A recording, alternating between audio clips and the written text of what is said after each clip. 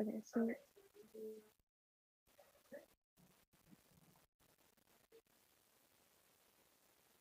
when this gets to 0, do you want me to start doing the thing or? Okay. Okay.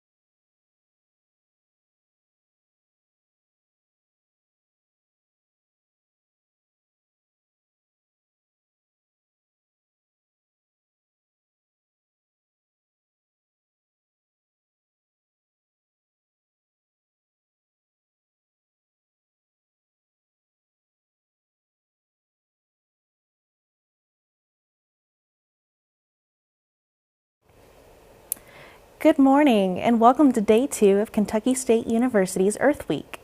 I'm Caitlin Goatee, an environmental educator for Kentucky State's Environmental Education and Research Center in Henry County.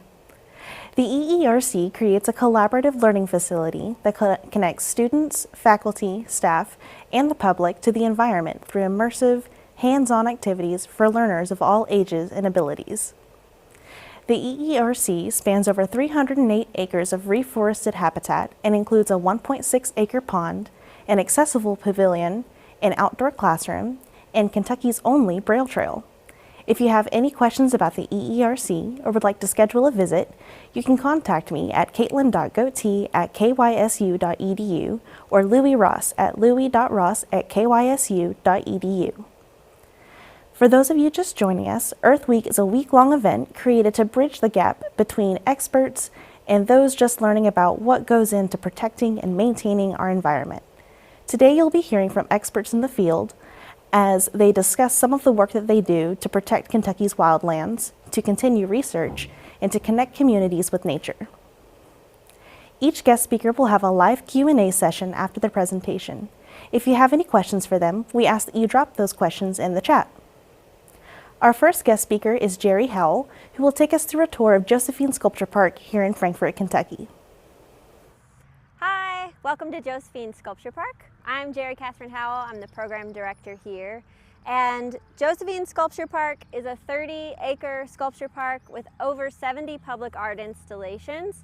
And it's all among mowed walking paths and wildlife habitat. So we're all about connecting people with each other and the land through the arts. So we really think about our approach to contemporary art and our approach to land management, both as creative practices. And we really like to connect our diverse community together through arts and environmental education and creative events, often music events that are here at the park, as well as artist residencies where artists are living and creating their works here at the sculpture park.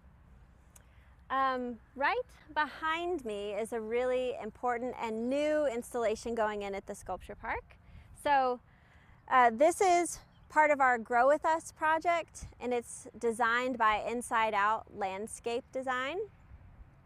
And they're actually designed to look like human-sized nests. So I'm gonna walk inside one. The idea is that these are nests that you can meander in and out of all around the amphitheater. They're made of woven honeysuckle branches that we harvested from around this area. So bush honeysuckle is an invasive plant species that we're trying to remove from key areas in the park to make space for native plants. And so we're using that plant material to make these giant nests that kids and kids at heart can come and play in and hang out in. So the idea is that these will be all around the amphitheater, and then Inside Out is coming in and planting native trees and shrubs that are beneficial to attract pollinators and to attract wildlife as well.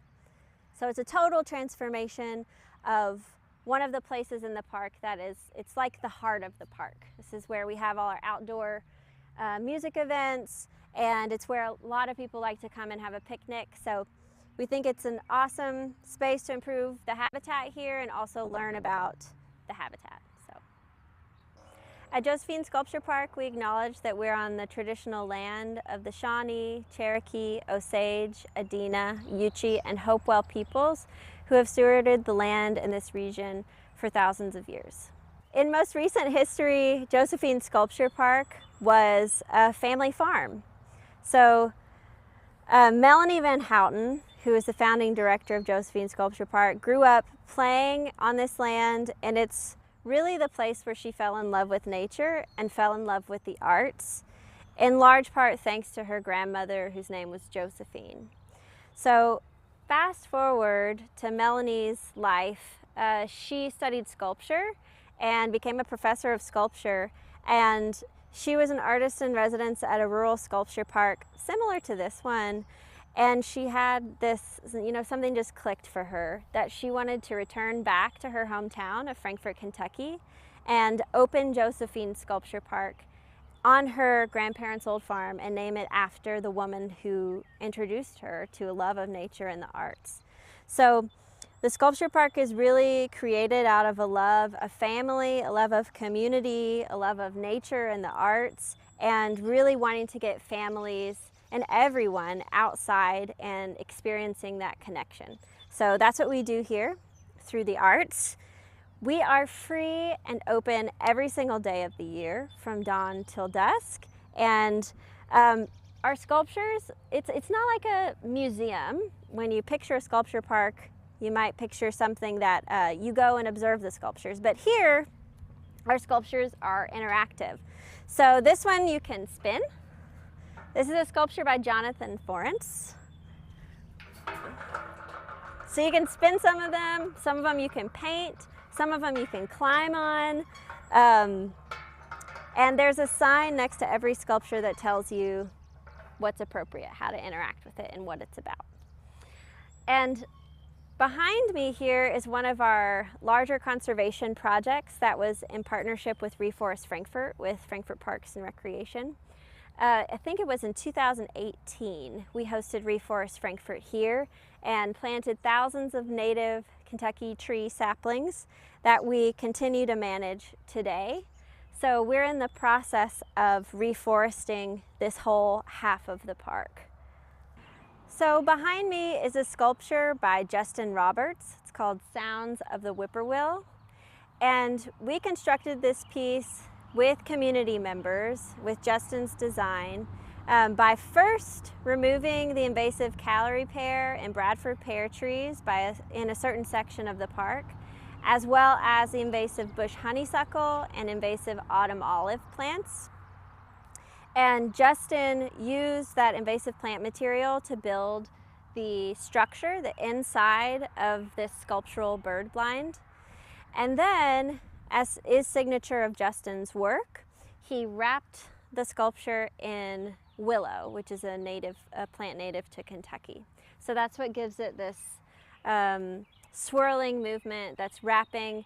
And it's also part of the piece, is that it's wrapping these invasive plants in a native plant with the idea that it's improving the habitat, that it's making it better for humans, for plants, for animals.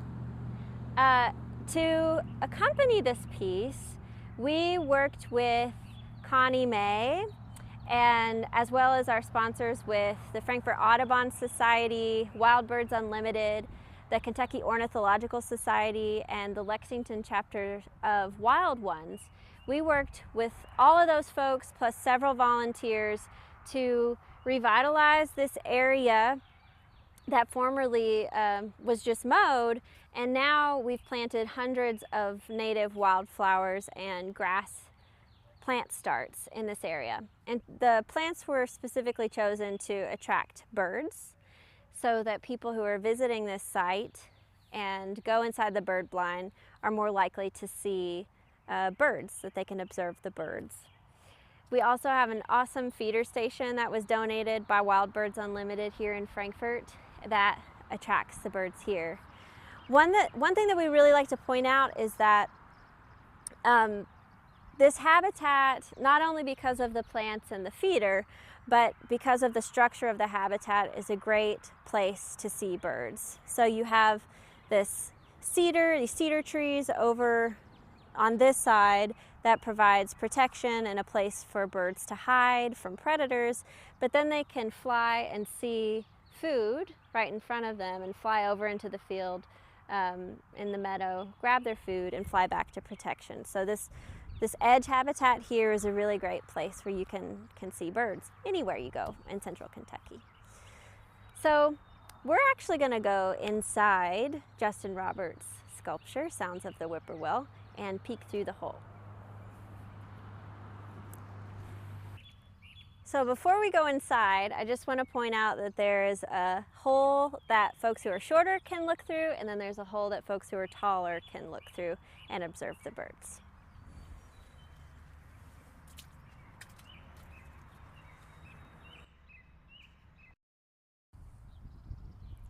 So now we're at the entrance of Josephine Sculpture Park.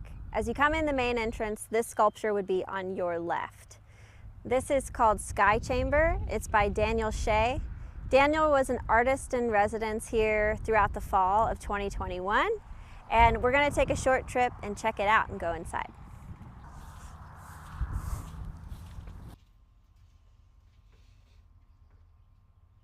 So now we are inside of Sky Chamber by Daniel Shea. Something that we love about many of the sculptures that we have here at the park is that they connect you to nature in an embodied way, like a full body experience of connecting with nature in a whole new way. At least that's how I interpret the experience of this sculpture. So I have crawled inside the sculpture and now I'm sitting basically in the middle of it, and I can look up and see the sky. I can look to my left and my right and see the sky, and I can look behind me and see the sky. And you'll just have to come in and experience it for yourself, but I will say that when I'm inside of Sky Chamber, I feel like I'm an animal that is flying in the sky, like an insect or a bird, and it helps me connect with my surroundings in a whole new way. So I hope you'll come and see it. It's called Sky Chamber by Daniel Shea. So we have a partnership with Bluebirds of Central Kentucky and Wild Birds Unlimited to have a bluebird trail all throughout Josephine Sculpture Park.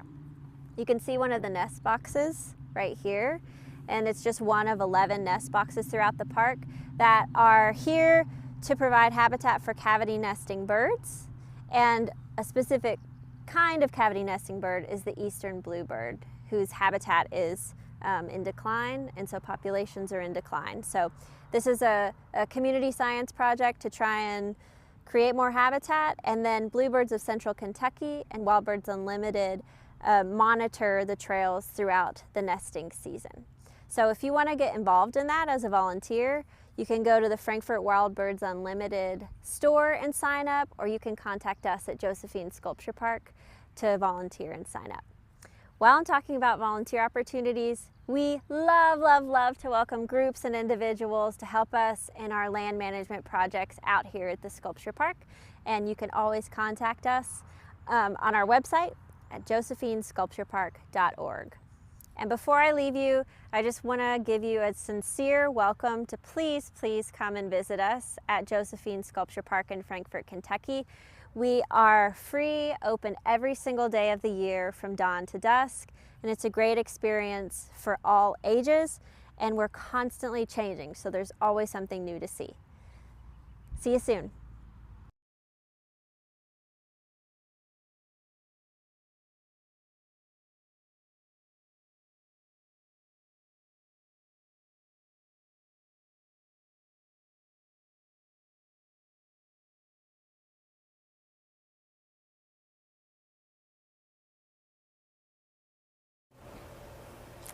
Hi, Jeri. Good morning. I'm good. How are you? No problem. Thanks for coming out, and thank you for giving us a wonderful presentation. We've got a few questions here for you. So as soon as we get those ready, we'll be able to read those off.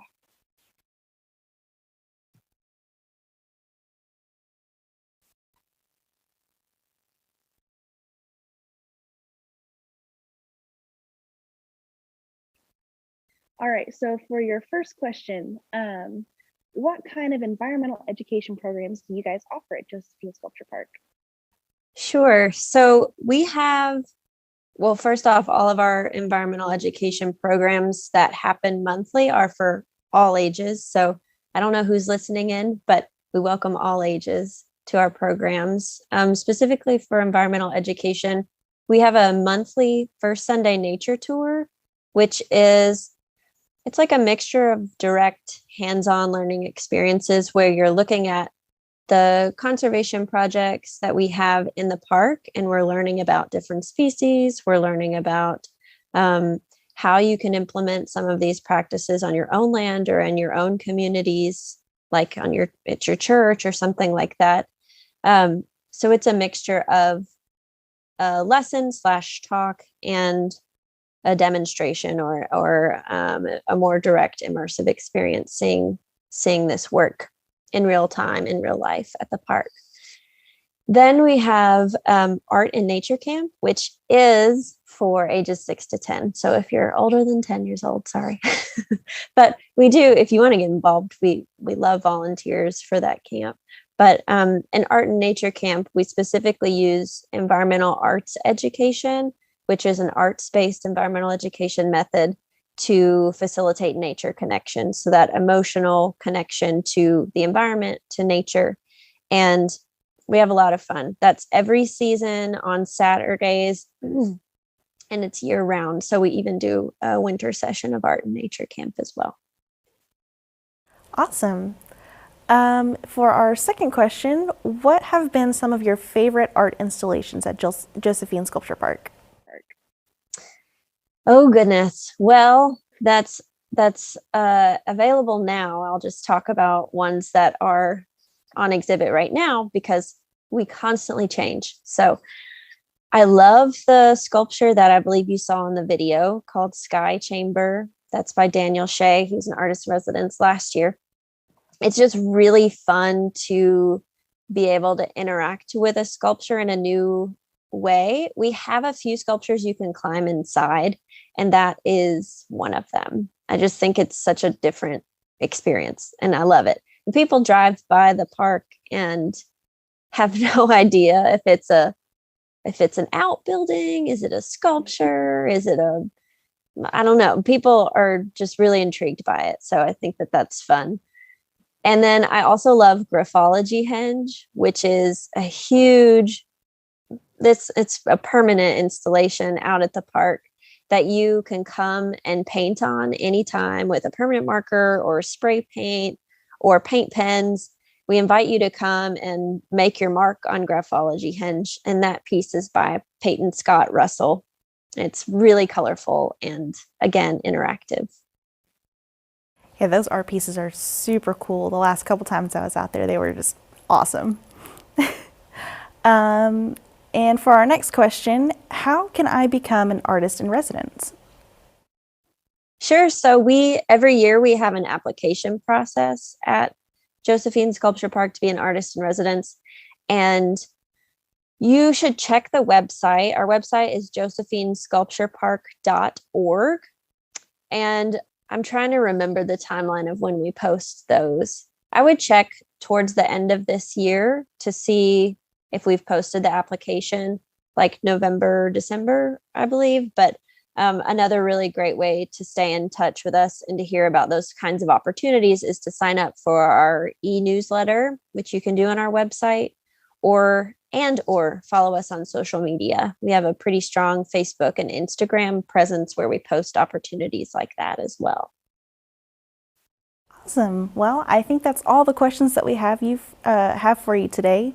I want to thank you again for your awesome presentation and a wonderful Q&A session. You too.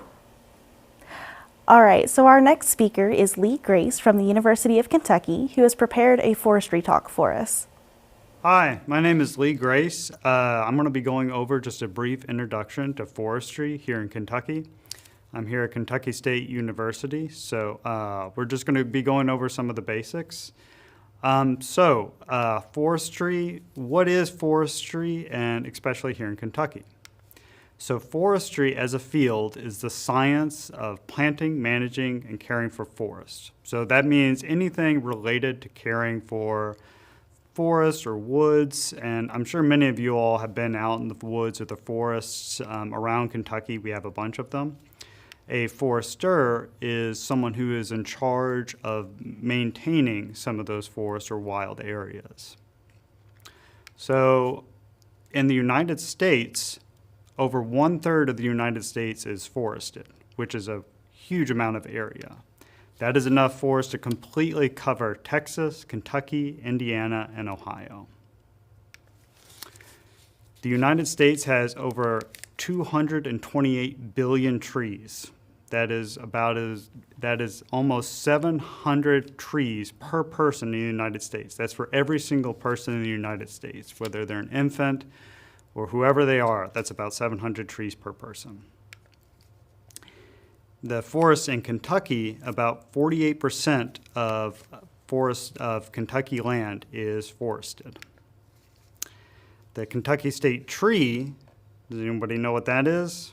That is the tulip tree, also known as the tulip poplar. It has these beautiful flowers that'll be coming out just about this time. It's one of the most common trees in Kentucky, and we use it for all kinds of different projects. Kentucky has over 120 species of trees, and in the mountains of eastern Kentucky and some of the areas of Appalachia, we have some of the most biodiverse ecosystems in the lower 48. So I want to talk a little bit about some pretty unique and pretty cool trees that we have growing here in Kentucky. The first one is the honey locust. It's a fairly common tree, but it has some of the biggest thorns you will ever see on any kind of tree. They can grow between 1 to 8 inches long. You can see them here. If you ever see them on a tree, they are completely covered. Another neat tree that grows here in Kentucky is called the pawpaw. It grows fruits that are about the size of mangoes and has a really tropical flavor, kind of a cross between a banana, a cantaloupe, and a mango. You can't find these fruit at any kind of grocery store or Kroger. They're generally only found out in the woods. This is a picture of what they look like. And then finally, Osage oranges. I think most people have seen Osage oranges, but they don't recognize it.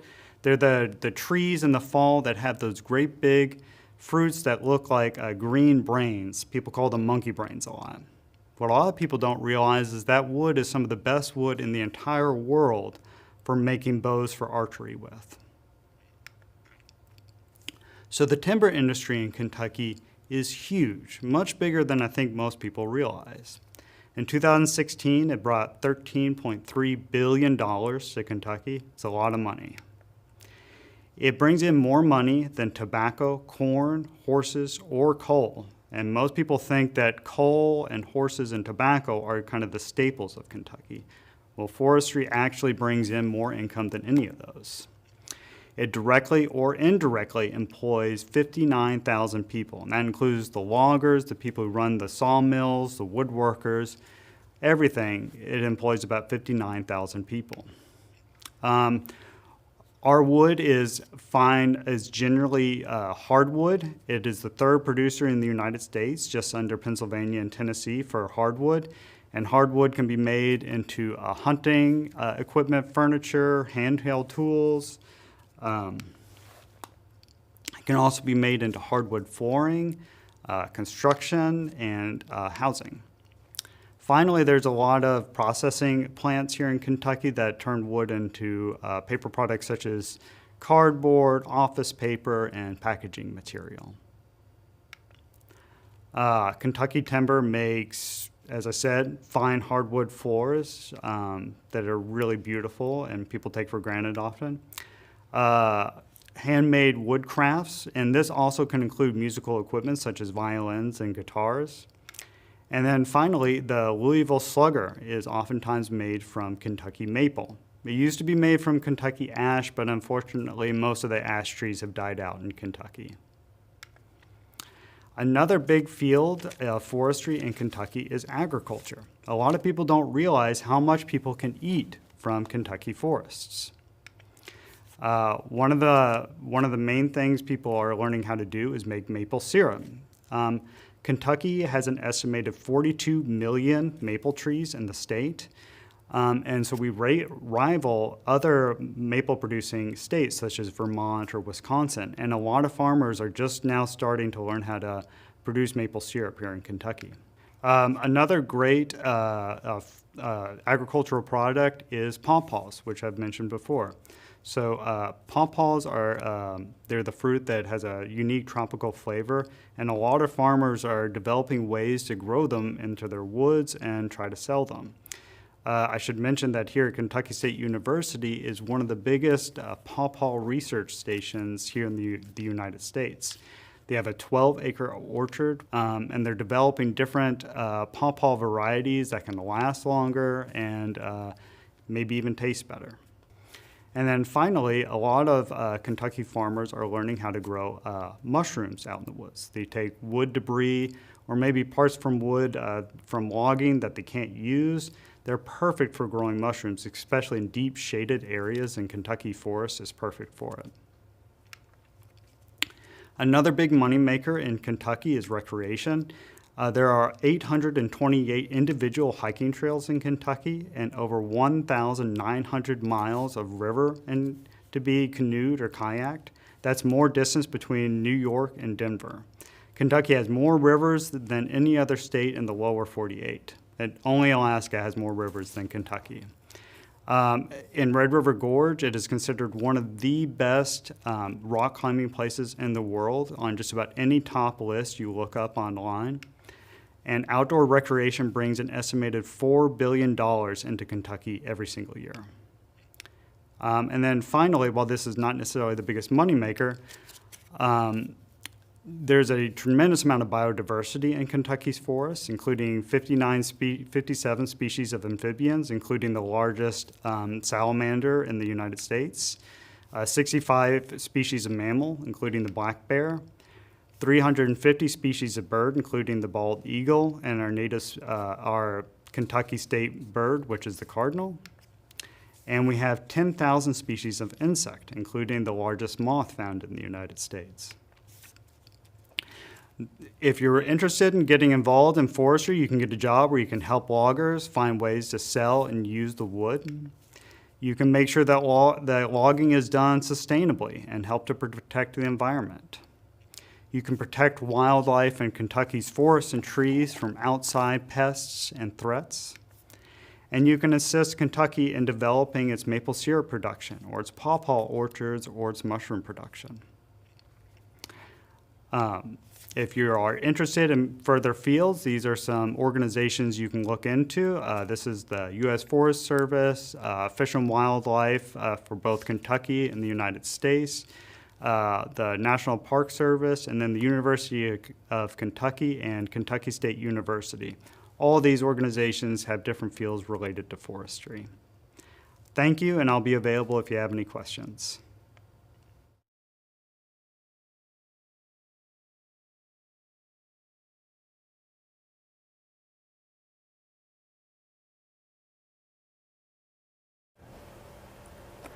Good morning, Lee. How are you doing? I'm good. Thanks for asking. Thank you for joining us this morning, and thank you for a wonderful presentation. We do have some questions here for you. Yeah, no problem. We've got some questions for you, so let's get those ready for just a second. Awesome. All right, so the first question is, how do I pursue a career in forestry, and what kind of education should I consider? So there's several ways you can get involved. One of the main ways is Kentucky State University and University of Kentucky have some pretty good related programs that you can study. Forestry is kind of the first thing to study that comes to mind, but also wildlife management. They both have college programs. There are other positions you can get involved in related to forestry, either through conservation corps that don't necessarily require a college education to partake in. And there are several volunteer programs you can do at any kind of local state forest, national forest, or park. All right. And the second question, you mentioned the economic impact of forestry and related industries.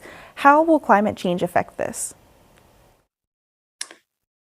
It's difficult to say, but it most likely will have an impact of some kind, unfortunately. The models that I have seen seem to suggest that the eastern United States, that there will be a decline in forests in the eastern United States due to severe drought. It's difficult to know exactly how much. There is a future for forestry, though, as people are trying to plant trillions of trees all over the globe to try to mitigate climate change. So that is kind of an exciting field to get involved in. Yeah, absolutely. The next question is, I need help managing my trees at home. Where can I go?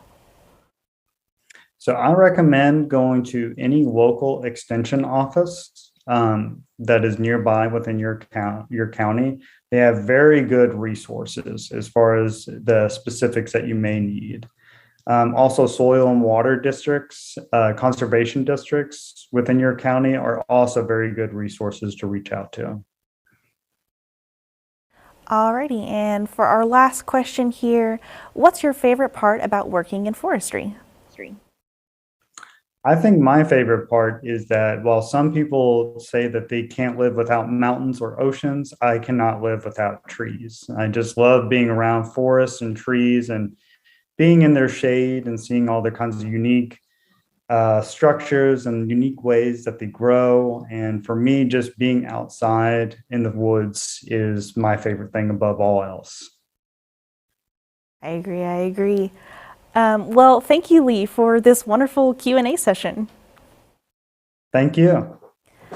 Alrighty, and our next speaker is Jody Thompson from Kentucky State University, who will discuss habitat restoration with us. Hi, I'm Jody Thompson. I'm an ecologist with Kentucky State University's Forestry and Natural Resources program, and I'm going to talk to you for a bit about habitat restoration. So there are lots of different kinds of ecologists in the world. Some study individual organisms, some study lots of different organisms. Sometimes we study how weather affects things. Some study plant-animal diseases. Others study how organisms interact together and sometimes even compete with each other. But generally what an ecologist does is study plants, animals, or other organisms and the things they need in particular places. And those places where these things are, we typically call habitat. So in my career, I've been very fortunate to work across lots of different habitat types. I've worked from wetlands in the Gulf Coast, Appalachian forests, forests and wildflower meadows throughout Kentucky. And although I've been fortunate to experience a lot of that, I've also witnessed lots and lots of change in the conditions of these habitats across this region. So examples of habitats can include forests, wetlands, freshwater streams, oceans, lots of different habitats within the ocean, grasslands. There are also habitats in city parks, in your backyards. There are even there are organisms that live most of their lives in the air. And you have organisms, microorganisms specifically, that live inside your bodies and benefit how your body works. So people also live, work, and interact somehow across all these different habitat types across the earth. And we grow our food on agricultural lands, we travel by roads and plains, we build houses and apartments, we live in cities and villages, we shop at stores, and we go to the movies and use hospitals. And to do all of these things that we need and to do all of these things that we want, we often have to replace habitat with buildings and roads and houses and farm fields. So now what we see globally is we have fewer wetlands than we've ever had. We have lots of forests across the earth, but those forests are usually young and they're in a poor condition, a poor health condition. And that's another term we can use. We can call it ecological health. And in the forestry world specifically, there's a very common term called forest health. But regardless of what type of habitat we're talking about, that health condition means generally how a habitat ecosystem is doing. So because of these things that we want and need in our lives, what we see now is we see fewer wetlands across the globe than we've ever had. And although we have lots of forested habitat globally, including in the United States, a lot of that habitat is young and it's in a poor condition. Our streams are often more polluted than they've been, and our pollinator habitat is in generally poor health, and it's typically sparse across the landscape. So it's very important to improve or create new habitat when we get the opportunity to do so. So And it's that act of improving habitat that we typically call habitat restoration. And essentially this is when you are improving a habitat or creating a habitat into a condition that we think it used to be in or we think it should be in. And this can be very difficult. It can take a long time for a habitat to develop into a healthy condition. It can be expensive. It's very, very labor intensive. And to have a healthy habitat, you need a level of complexity where those organisms are well established and they're working together. And you're always trying to do this so that the habitat is in a resilient condition. So like our own health, our own individual human health, forested habitat or wetland habitat or pollinator habitat needs to be able to recover from different types of disturbance and stressors. So essentially, somebody like me acts much like a doctor or a mechanic, but instead of working on people or on cars, I work with nature. And we do that by diagnosing problems and, when we can, fixing problems. So some of the ways we do this are we essentially start out with an assessment, and we look at what might be missing from a habitat. So for example, one indicator of health is different vertical layers in a forest, if we take forest specifically. You can also apply this to other habitat types like grasslands. So you want different vertical layers. So you have different positions for organisms to occupy, and then you want diversity within each of those layers. Another thing we do is we look at things that don't really belong. So if we were talking about people again, certain diseases, pathogens, or parasites don't really belong in our system, and they can cause us health problems. And so in a habitat, one of these types of things that don't belong are usually invasive species. And these are plants, animals, fungi, other types of organisms that are not native to that area, but more specifically, they're not native and they're causing some kind of extreme harm. Now we contrast this with non-native plants, for example, that aren't doing harm. So most of our produce, most of our fruits and vegetables in the grocery store that we grow on farmlands, those things are not native to the United States specifically, but they're not doing any kind of harm. And also you might say, well, maybe a predator is doing harm to prey in the environment. Well, a predator that's native has checks and balances in that habitat that keeps it from going too far.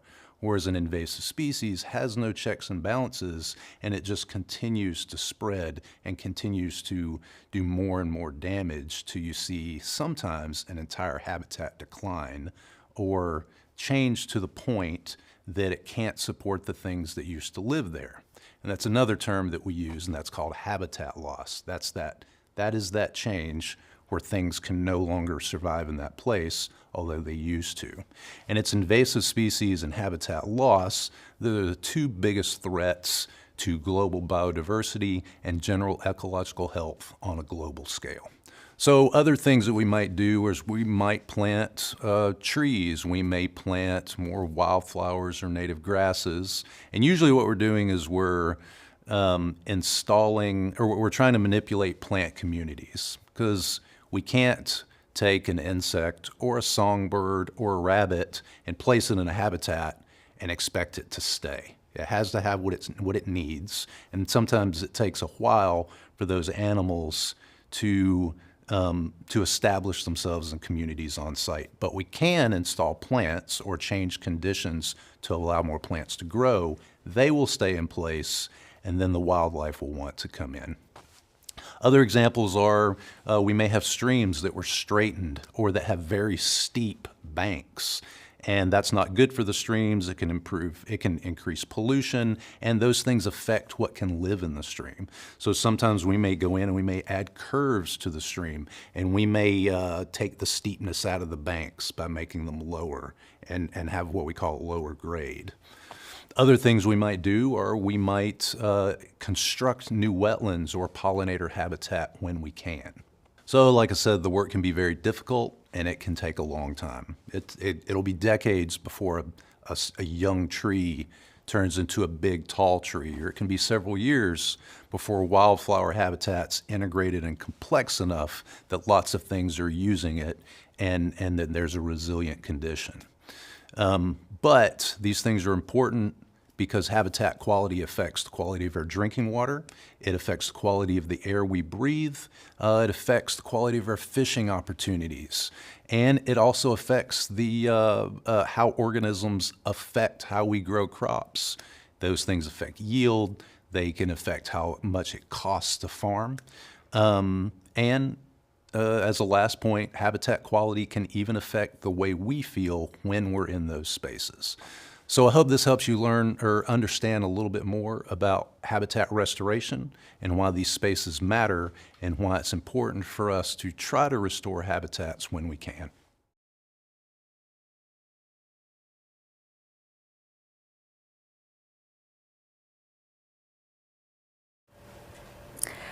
Thank you, Jody, for that wonderful presentation. So we're going to go ahead and start our Q&A session. So our first question for you are, what are some things that can cause habitat loss? So the things that mostly cause habitat loss that really affects things intensely are things that people are doing, like building homes and roads and shopping centers and airports. Other things we do is we may drain wetlands or divert streams for things that might, those things could affect farming opportunities and how well we can do that. So most of the time it's that kind of thing. It's human-caused practices. Sometimes weather can do it, but the humans are a much more intensive disturbance type on the landscape. All right, and for our second question, what are disturbances and how do they impact our natural lands? Yeah, I like this question. So two different kinds of disturbances, right? And kind of going back to the point we were just discussing. So there's natural disturbance, which is things like wind and tornadoes and flooding and volcanic eruptions and things like that, and even natural fire, like fire caused by lightning. So those things have always happened, right? But they happen at a rate that's much lower than human-caused disturbance. And human-caused disturbance are some of those things we just mentioned, are some kind of destruction to habitat or some kind of significant alteration. But one way to think about disturbance is it matters because it's intensive. It has a big effect very suddenly. Alrighty. And for our next question, what has been some of your favorite restoration projects? So I've been really lucky to work across a big region of the eastern U.S., at least in the southeast. In Kentucky specifically, it's probably going to be certain private lands projects where somebody may have a little woodland on their property, and most of the time what you're doing is you're removing invasive shrubs that are shading everything out. And when you remove those, there's almost an immediate response of the native plants. So you get so much more diversity, including like wildflowers and songbirds in your woods, for example. And so I like that so much because that landowner or that homeowner can use that space immediately, and they immediately feel more comfortable. I have done some volunteer stuff at Josephine Sculpture Park. So for example, removing invasive calorie pear, and that's really satisfying because that's a busy, popular public space. And then when I worked on the coast, the northern Gulf Coast area early in my career, there was a lot of prescribed fire, there was a lot of restoration for some of those beautiful wetlands, and we would work on larger scales down there. So seeing that response, I still think about that. I still want to go back to those places. That's really cool. Yeah. All right, and for our last question, how can we contribute to habitat restoration? So there's a couple things that we can do. So there's some of us that may want to do work on the ground. There's some of us that may want to help plan those projects. And then, but for most folks, a lot of it's about not engaging in practices that cause some of the issues. It's very difficult for us not to go to the store and not to want to buy a new home or move or something like that. So that's a more different avenue. But one of the most significant things that everybody can do is learn about invasive plants and not use them. And then if you have a property, remove them or work with us or between KSU Extension, UK Extension, Department of Fish and Wildlife Resources in the state, or wherever you're viewing from your state agencies and extension personnel to learn how to do that. That's a lot of work, but as I often tell folks, it's usually your most important first step is taking care of those invasive plants. Alrighty, well, thank you for joining us for a great Q&A session. Well, thank you for letting me do this. No problem. All right, and so for our next guest speaker, we have Dr. Avinash Topè from Kentucky State University, who has prepared a discussion on climate change and its effects on human health. Good morning. I'm Dr. Avinash Topè, Associate Professor in the College of Agriculture, Communities, and the Sciences. I'm a part of the group that teaches students going into the food and nutrition elective, as well as I teach a course in human health and the environment, and which is a core requirement for the AFE students. Today, we will be focusing a little bit on the changing climatic weather, climatic conditions, and its impact on human health. We will, although this will have a very global effect, we will stay focused on how it is going to impact the population here in our country, in the US specifically. Last couple of decades have seen an unprecedented rise in temperatures across the globe, which is going to impact the overall conditions of humankind on the globe. And we are able to notice some significant impacts that it is leaving in our day-to-day lives. Some of the aspects that are going to be touched, that are going to be impacted, and not for the better reasons, they are going to be negatively impacting, are going to be the aspects of air pollution, allergens and pollen-related diseases and conditions, some of the vector-borne diseases. I'll be touching on each one of these. Some of the water and foodborne illnesses that are going to see a spike, and we have seen that, and we are continuously monitoring that. We will be noticing that impacting negatively the aspect of food security. We are witnessing extreme droughts and floods in the least expected areas. We are going to be we are already witnessing wildfires in California, and these wildfires were a part of California's natural ecosystem or natural cycles, but the time, pace, and the places and the expanse that they are now touching is unprecedented. The time of the year they are showing up is unprecedented. And that is also leaving behind a negative impact on the overall quality, air quality, and things like that. All this is going to impact and see the rise in upper respiratory diseases, cardiovascular diseases, to name a few. To touch upon air pollution, just what we started out with. At the national level, we will be noticing, and there has been a significant spike in air pollution and air quality, as this is going to impact especially our pocket of the region where we have typical long, muggy summer days where air kinds of hangs in there.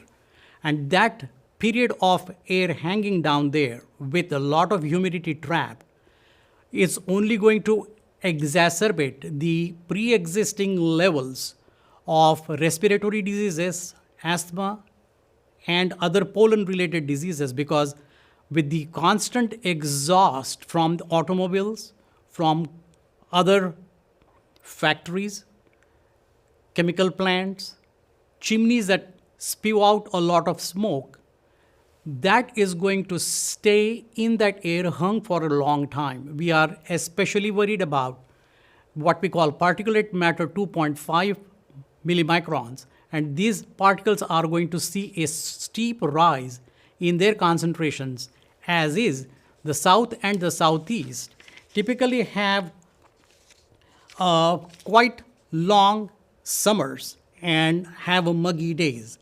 And those muggies with this trapped PM 2.5 are going to exacerbate the allergies and what we call aeroallergen related diseases. To come back to the next aspect of vector-borne diseases, which are like diseases that are caused by transmission where the vector happens to be usually an insect. Places like Florida have already seen a significant spike in diseases that were not endemic to this area, such as malaria, such as Zika virus. And that it's not, now that when we mention about virus, we are more focused and we are more concerned with the current virus that is in circulation. We are not through with the COVID scenario yet. But not too long ago, we had the Zika infestation coming in from Florida. And it is not going to stay limited to Florida because our winters are turning out to be milder, shorter, which gives enough chance for these pests to grow for a longer period of time. And these usually are the carriers for quite a few diseases. And we are going to see a rise in tick-transmitted diseases. We are going to see a rise in quite a few of mosquito-borne and other insect-borne diseases as well. We have waterborne diseases, which have seen a significant spike, again, because of the same reason. Water and foodborne diseases, we have seen a significant increase in salmonellosis that is usually carried by poultry, that is usually carried by fresh produce sometimes because of the use of untreated manure on standing crops. We have seen a significant rise in E. coli O157H7. I know it's a mouthful. We generally call them the S-tech. These infections have gone up. We have also seen a significant spike in the norovirus diseases, which spike in summertime. And because summers have started showing up earlier and are longer and are significant in terms of their extent and the temperature spikes, these otherwise self-limiting cycles are now extending in their expanse and extending their in timeline. Floods, we have seen unprecedented floods, especially in this part of the country. And according to CDC and the National Weather Services, significant sections in South and Southeast Florida we are looking at about 1 million and 2.5 million population, which are staring at the land getting submerged in the sea because of the rising seas across the globe. And most of these cities are so close to the seas. We are staring at a potential possibility of these cities, especially in Florida, to stare at flooding and submerging. With these floods, we are also looking at, and who exactly is greatest at risk, we are looking at vulnerable populations. Populations that are elderly, populations that are below the socioeconomic, a particular socioeconomic bracket. We are looking, that is one significant, with flooding, we are now exacerbating all those diseases that are associated with a massive flood and thereafter. We are staring at a potential possibility of cholera. We are looking at all those otherwise unknown diseases that were not so frequent or that were not so common in this part of the globe. We are looking at food security, which is going to impact how much food we grow, and we are already looking at a significant inflation. Today's reports indicate that we are staring at about 8% to 42%, depending on which commodity you are looking at. Never seen in the last 40 years, 4 decades. So with this food insecurity or food security that we are talking about, again, who's at the greatest risk? All of us. This is going to impact the worst to those who are in the low socioeconomic bracket. Wildfires, as we just discussed, they are not so much in our pocket of the country, but yes, last week we were staring at, because of one particular weather pattern that was hit in Kentucky, we were stating there were warnings to keep an eye on wildfires because of extremely sudden, extremely dry day with a significant spike in temperature, which was absolutely unpredicted, which is not our usual. Well, that's a quick gist of what we are staring at because of the changes in the climate and because of the spike in global temperatures. Wish you all happy Earth Day. Thank you.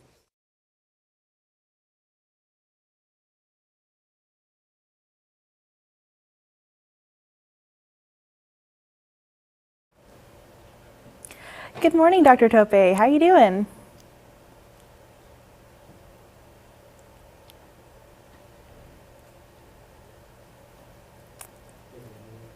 You may be muted.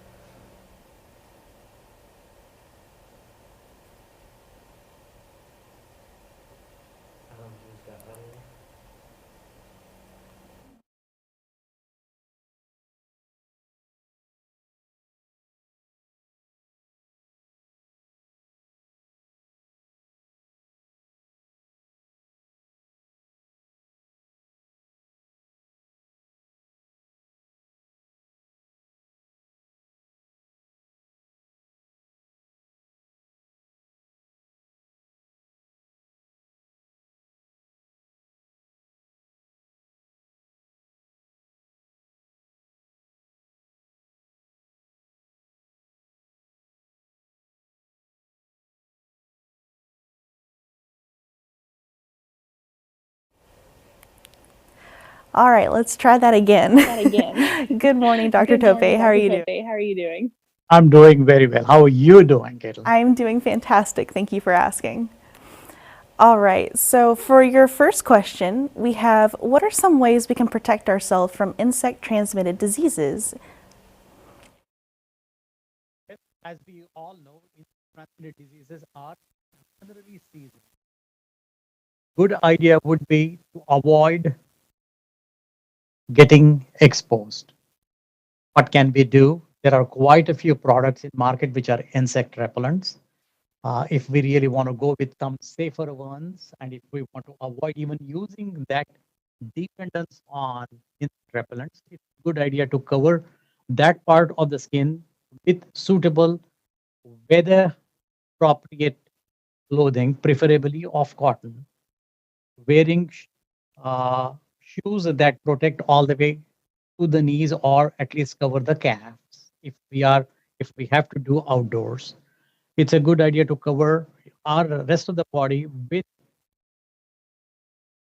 clothing preferably made of cotton, thinner cotton. And if we really have to use some insecticides, insect repellents, go for some natural products, those that contain natural products, than synthetic ones. We have a variety of insect repelling gels, we have ointments and things like that. Alrighty, and sorry, if we are in the tropical sections of the globe, mosquito nets is a good idea. alrighty, and what about foodborne diseases? Best way to avoid foodborne diseases is wash your food before you eat.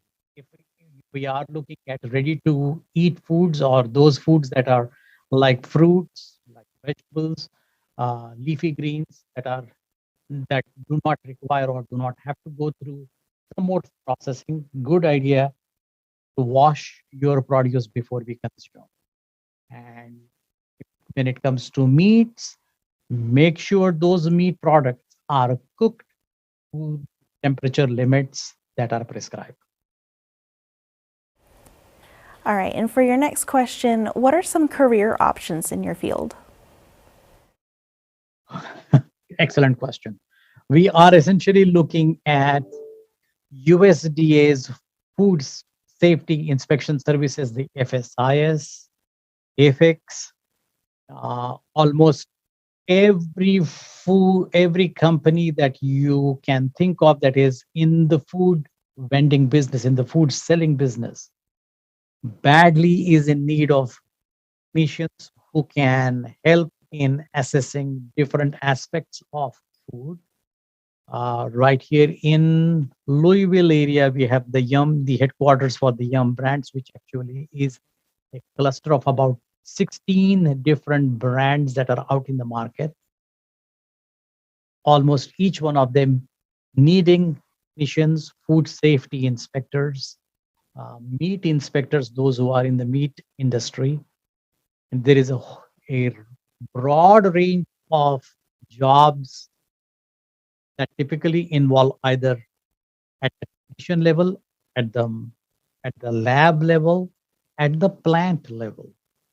If you are looking at a big warehouse, they need someone to take care of food safety aspects in the warehouse, to run the labs that actually give various aspects that are required legally for these companies to ensure that their products are safe when they launch the market. All of these industries very heavily invest and depend to protect their brand identity and to avoid any foodborne illness outbreaks pertaining to their brand, to ensure that their brands are safe when they are out in the market. So you name one level of hierarchy that is required for making their foods and their brands are safe, they have job positions for those. Typically, they prefer someone with an undergraduate degree or a graduate degree in food, nutrition, biology, and chemistry. So yeah, those are the nature of jobs we are looking at. Alrighty. And for the next question, do the impacts from climate change affect humans economically? How so? Oh, it's going to have a very significant impact on all of us. Try one simple example. Areas that were never saw or had very few incidents of flooding are now seeing a lot of floods coming our way.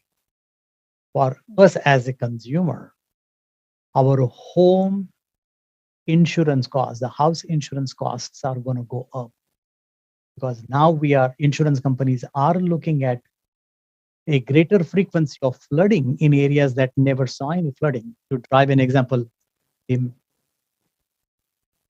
a bigger scale, if nothing else, we are going to see a greater amount of we putting in towards home insurances because of potential flooding, to give you a simple example. All right. And are there communities that are potentially more vulnerable to these impacts than others? We are looking at coastlines, especially in the south, southeast, and those are communities that are at greater risk of seeing more water making its way inland because of so many forests being gone, with sea levels rising up. And those communities were essentially protected all this while. They came about because all these years we saw sea levels never so high. And some of the examples that I have cited in my presentation also happen to be from Florida. Yeah, we are looking at almost 500,000 people right along the coastline of Florida, southern tip of Louisiana, southern tip of Alabama, being at a greater risk. And those are some vulnerable populations.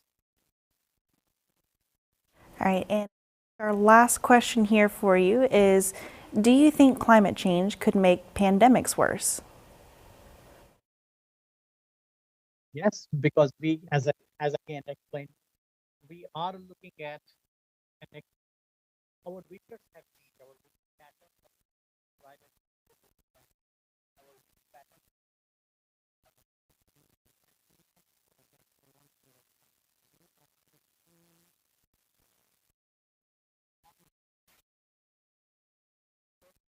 think we lost a little bit of your audio there.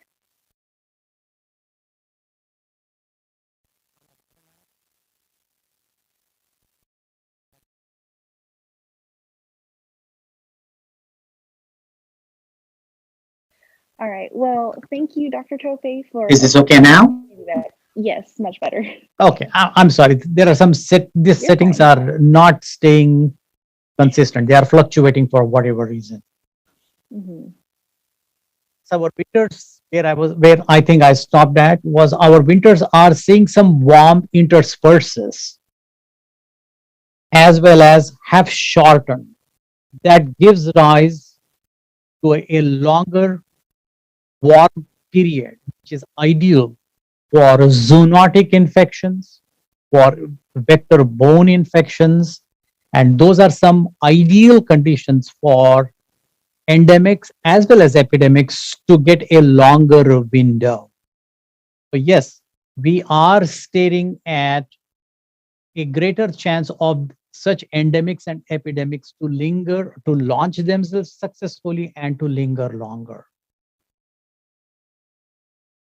Alrighty, well, thank you. Not encouraging. Yeah. All right, so thank you again for joining us today for a very informative discussion, and thank you for joining us for a wonderful Q&A session.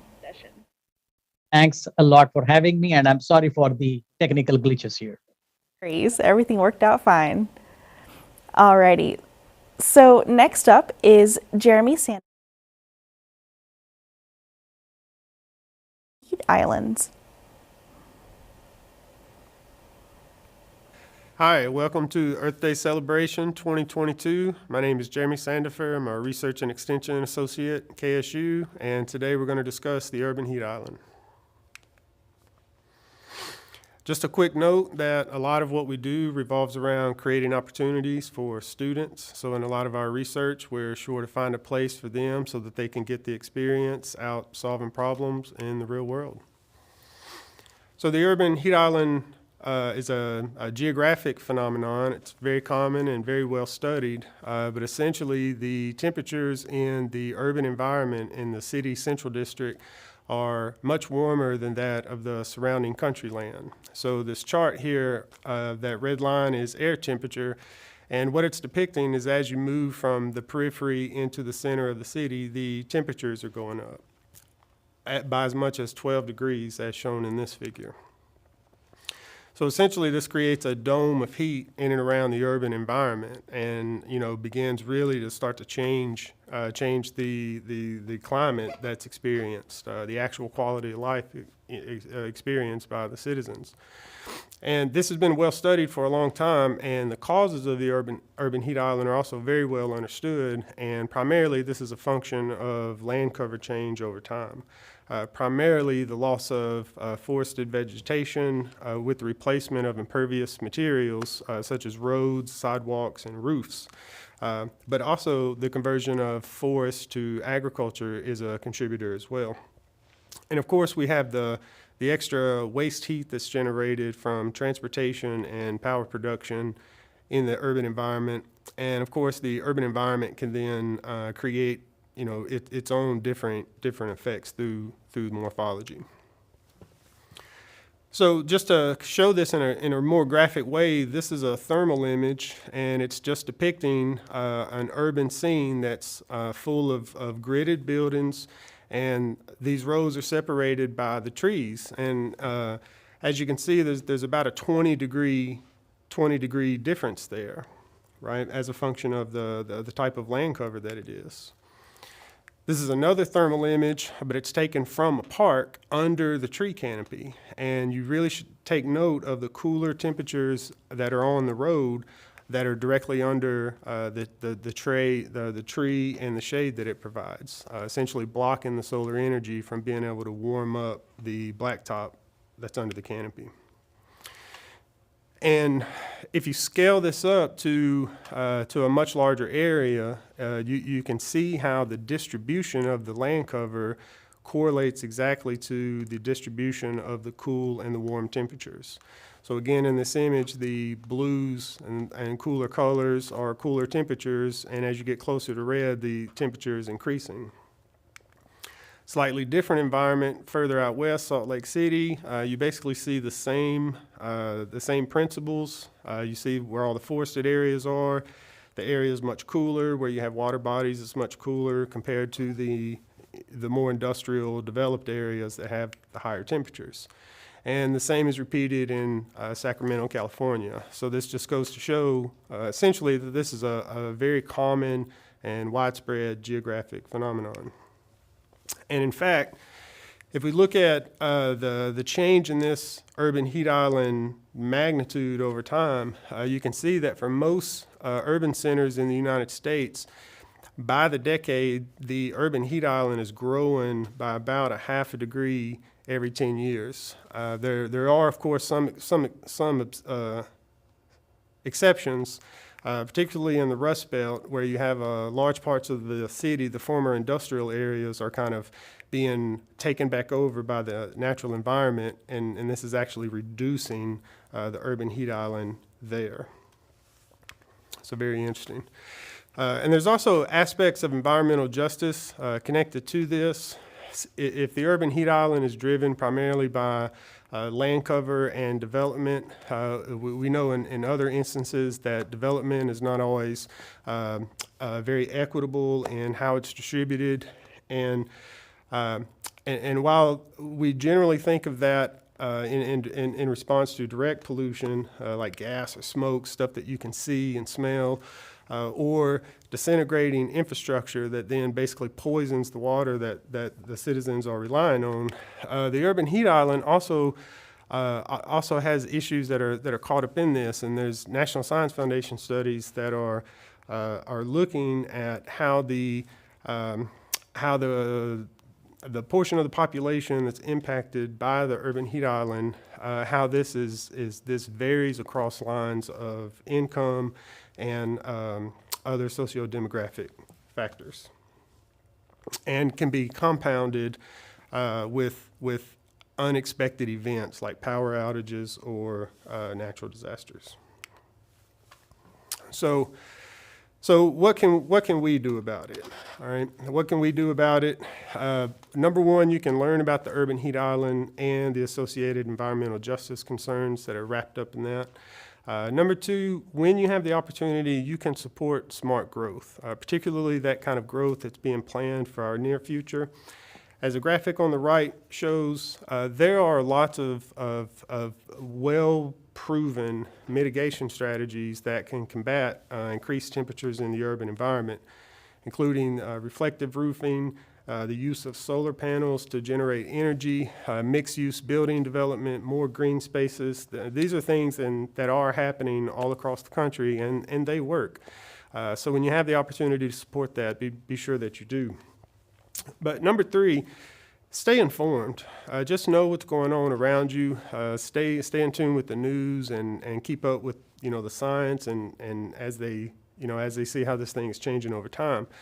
And in support of that, I would like to just close the presentation by giving you two examples where you can work with us and 4-H to get real practical experience looking at this problem and understanding both the systems that drive it and what can be done about it. So the first activity I'd like to share real quick is called the GLOBE program. This is a global-based observation application where the point is to assemble as many ground observations of both landscape conditions and the actual temperatures that are being experienced there. So the GLOBE program has this whole system for facilitating this data entry as a group, and you provide all the information that you can concerning the climatic variables, like whether or not it's raining, what the current temperatures are, what the grander conditions are around you. And then we also provide equipment where we can actually take measurements of the surface and record exactly what the temperatures are on the day of the data collection. And then all this information is stored in a kind of a global repository and shared. And this is an update I pulled just yesterday of the information that had been submitted. So KSU also frequently contributes to this database as well. And then the second opportunity that we'll be spending a lot of time on this summer really involves kind of sharing all of this information in a story-like form. So there's a wonderful tool called ArcGIS Story Maps. And this is kind of a map that's assembled of cities that have student-led kind of urban heat island mapping campaigns going on. And kind of all the information that they're collecting is kind of assembled in these larger maps where you can see what's going on all over the country. And then you can have, for your city or neighborhood, you can have your own little section where the information and the stories that you have to tell can be put in that map and then shared as a website. Well, thank you very much for listening. You can see my contact information right here. Feel free to reach out anytime if you'd like to learn more about the opportunities that I've discussed today. Enjoy Earth Week, and thank you.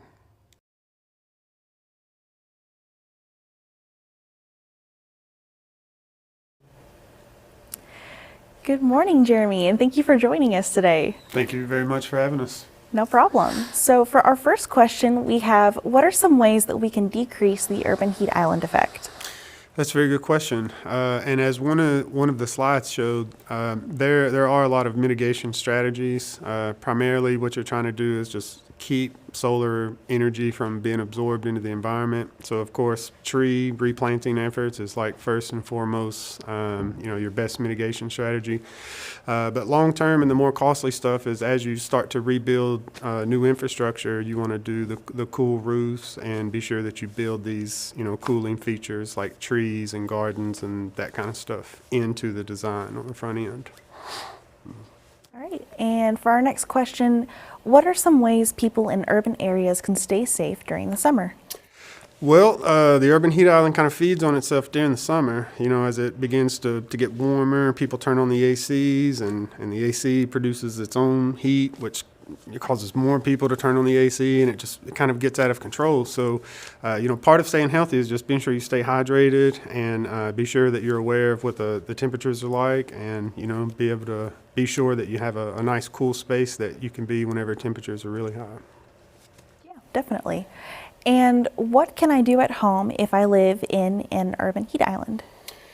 Well, again, at your own home, if you live in an area that's low on trees, you definitely want to be sure that you have trees going in your own house, and not running the AC when it's not absolutely necessary, like when you're gone and that kind of thing. But really just staying involved and knowing what's going on around you.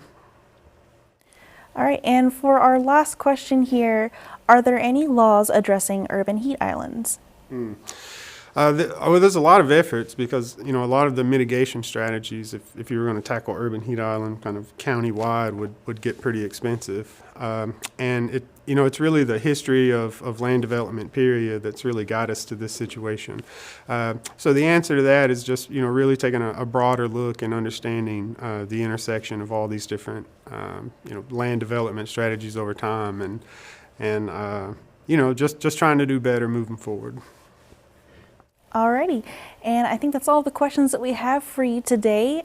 So I want to thank you again for having a great presentation and meeting us out here for the Q&A session. Thank you very much for having us. No problem. All right, and for our last speaker, last but certainly not least, is Craig Frye from Northern Kentucky Sanitation District Number 1, who will talk to us about some of the green infrastructure that they have in place. Yeah, my name is Craig Frye. I'm an environmental scientist. I've been with SD1 for about 15 years. My main role right now is to monitor these BMPs, these best management practices, to see how well they function, see how effective they are. We, as a stormwater utility, we approve these BMPs to be installed on your site, and we need to make sure that we are approving a good product. So my role right now is to go out and determine the effectiveness and how well these things are actually functioning as far as water quality and water quantity management. So SD1 is a wastewater stormwater utility in Northern Kentucky. the main reason we have our site here is because we are in charge of managing stormwater for our development community. So anytime development comes in and they develop more than an acre, they're required to put in a BMP, a best management practice, or green infrastructure. And basically what that is a technique, a system to manage the stormwater that's coming off their site. So if you think about it, prior to a development going in, the vegetation was there, the grass was there, the forest was there. They had to go in and clear that out and then put in impervious surface. So post-construction, that impervious surface does not allow the water to infiltrate down to the ground. Prior to that though, you had the vegetation, you had the grass, so the water was able to infiltrate and you wouldn't get that runoff. So what they're required to do is manage that runoff now. So now they have this hard surface, all the water running off their site. They need to put in some sort of feature to manage that. And it's up to them to put in whatever they want to put in. We have a list of different BMPs that they're allowed to put in, or that they're able to put in, and they choose what fits their site the best. So basically that water is coming off their site and it goes through a system of whatever it is, a BMP, a biofiltration swale, a rain garden. It gets managed and then is able to discharge. So you don't want the post-development runoff needs to be the same as a pre-development. So again, before they developed, they had all that lush ground, all that vegetation, so water was not running off their site. Now they have to match the same runoff numbers. So their post-development site can't have more water coming off at a faster rate. It has to be the exact same as what it was pre-development. What we're going to look at today is a section of porous pavement. We have 3 types of porous pavement on our site. We're going to look at the porous pavers. We've realized over the last 10 years of monitoring the pavers that they've held up and done better than the other 2 types of porous pavement. So we'll look at those. We also have a Bioinfrastriction Swale, which is pretty basic. All you're doing is you're breaking up your parking lot and allowing the water to run into this swale where it's able to get treated and get out at a slower rate. The biofiltration swale actually has really nice infiltrating soils that were brought into it because in northern Kentucky we don't have really good infiltrating soils, so we had to bring in bioswale for that swale, which allows the water to run off at a slower rate, allows it to infiltrate and then run off at a slower rate. We're going to look at a vegetated swale as well, and that's similar concept to the bioswale. You're breaking up your parking lot, you're allowing the water, the runoff, to run into that swale before it exit off your site. But that vegetated swale, it's more for conveyance. You don't really have a lot of infiltration, not a lot of treatment is occurring in that vegetated swale. Again, it's conveying it down to another BMP we have on our site.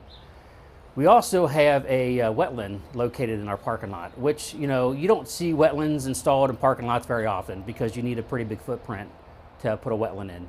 But ours, it's a low depressed area and the water that runs off our site is channeled to this wetland area. And it acts like a natural wetland. It'll fill up, about 24 hours later it'll discharge out. And that's how wetlands, they act in nature, naturally. They fill up, they run out.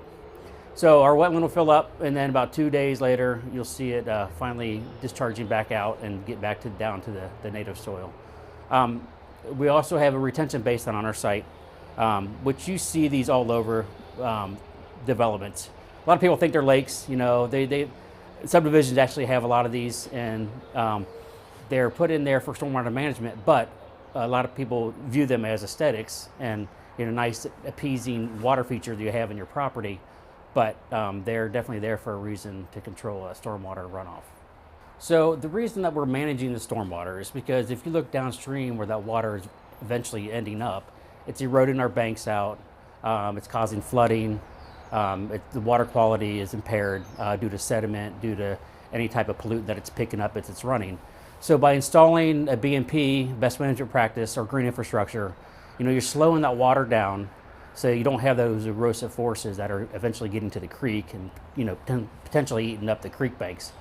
And if there is any particulate, any type of pollution that's getting picked up, as it's making its way through that BMP, it's getting filtered and you're going to get water quality benefit out of that. A lot of features on our site are for like a large commercial setting, but there are a lot of things that you could do at your home individually, such as basic housekeeping items that you can take care of, picking up after your pet waste, If you are going to be fertilizing your lawn, make sure you're following the instructions on the back of the fertilizer. You want to put down what they're requiring you to put down. You want to make sure you put it down at the right time. You don't want to put it down when it's raining. Picking up your yard waste, obviously any pollution that may end up in your site anywhere, make sure that's getting picked up. Oils, grease, make sure your cars are properly functioning, properly maintained. So this is one of our 3 porous pavements that we have on our site. These are porous pavers. And it's just a basic paving stone. There's nothing too fancy about the stone itself. But what you see around the edges is they're not set with any grout. So any water that enters, that falls onto, runs into, it's able to infiltrate around the perimeter of these pavers. They're set with pea gravel. So if there is some settling, which we will have some settling, we're able to get in and pop the paver back up and reset it with some pea gravel. And like I said earlier, all of our infiltrating BMPs we have on our site have under drains underneath them because we have clay soils in northern Kentucky. So underneath the pavers, there's about 7 to 8 inches of crushed stone. It's 57 stone. And inside that stone layer, that reservoir layer, is an under drain. So as the water infiltrates through, it gets into that reservoir layer, then ultimately into the under drain and discharges out.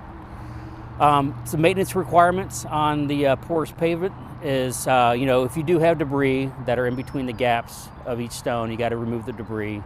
And you can do that with like a blower. We don't do any type of sweeping because we don't want to pull up that pea gravel. Winter we do put salt down, and we're very careful about plowing. We do plow it, but we make sure that we're not just grabbing edges of these porous pavements or the pavement itself and ripping that up. So we do treat it like just natural, traditional asphalt or concrete hard surface during the winter application, during the winter maintenance. So this is our Bioinfrastriction Swale, and basically it's just a linear rain garden that sits inside of our parking lot. It breaks up the parking lot. So if you think about the stormwater runoff that's falling onto our parking lot, it's able to run into the swale and infiltrate down and get out at a slower rate. So we're slowing it down, we're treating it as it infiltrates and makes its way through that swale and eventually gets out.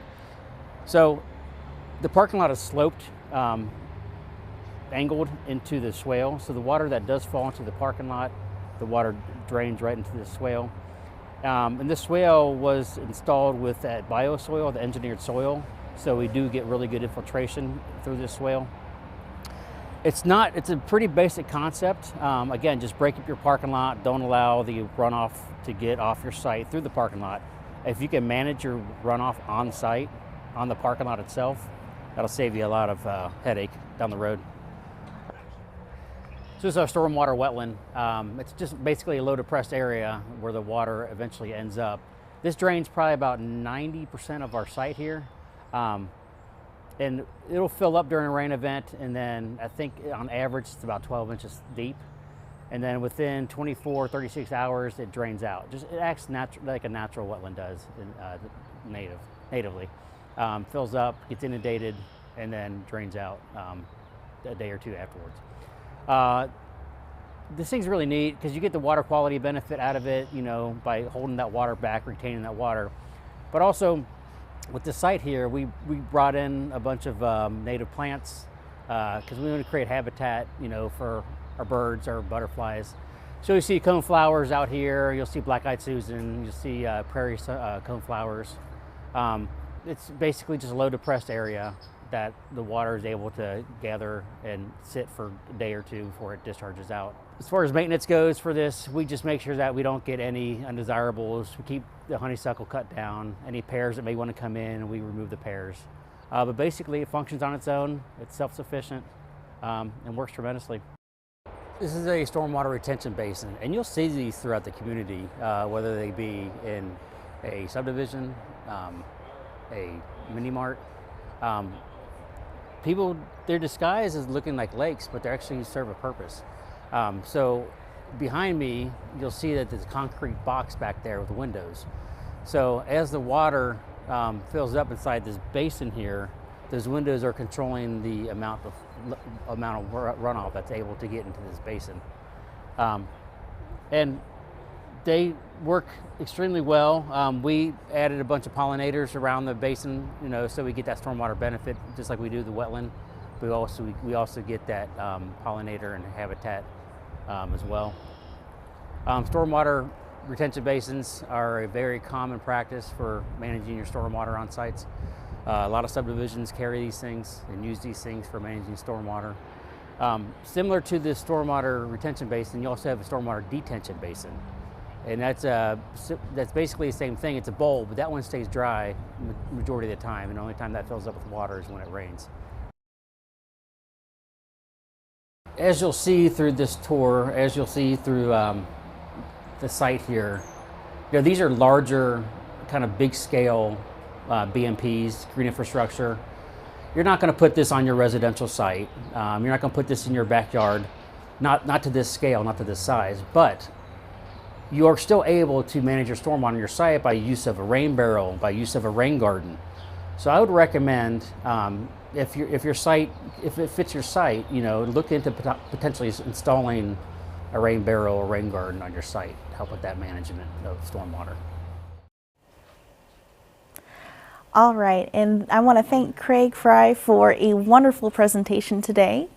And as our day draws to a close, I want to thank all of our guest speakers again for their hard work in the field, in the classroom, and for sharing a bit of that work here with us today. I also want to thank all of you for joining us for our second day of Earth Week. As a reminder, there's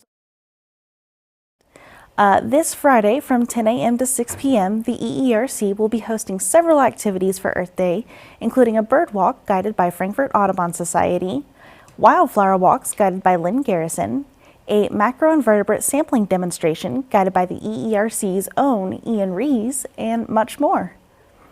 So thanks again for tuning in. Stay safe, and we hope to see you again soon.